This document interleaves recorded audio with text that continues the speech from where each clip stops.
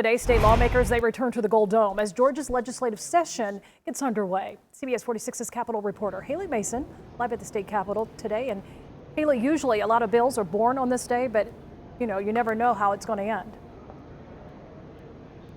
Usually a lot of bills are born on this day, but things are a lot different this year, starting with the way things look. First of all, COVID protocols are in place. Everyone's wearing a mask these days, and the access to these halls is limited. Take a look behind me. These black fences serve as an example. Members and authorized staff only. And behind those barriers, lawmakers are taking COVID tests twice a week to try to mitigate the spread of this virus. I talked to quite a few of them today, some of them on the fence about what it's like to return in the middle of a pandemic. Walking into the Capitol, you'll find heavily armed guards standing watch over everyone who enters, a step up from the Capitol Police Division of the State Patrol, where they're normally patrolling the grounds. Inside, temperature checks followed by security checks. Lawmakers filing into rooms to take that saliva-based COVID test, which is now required twice a week for lawmakers and staff. This morning, state reps and senators split into groups to officially be sworn into their positions and take the oath of office. Party leaders were also elected today in both the Senate and House chambers.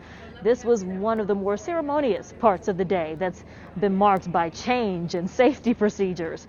But with the chambers reconvening for the first full session since it ended abruptly last spring, lawmakers I talked to seem to be relieved that more testing is taking place more frequently, but also still on the fence about how this session will pan out in this worsening pandemic. It's good to be back to be doing the people's business on one hand, but we're in the midst of a pandemic.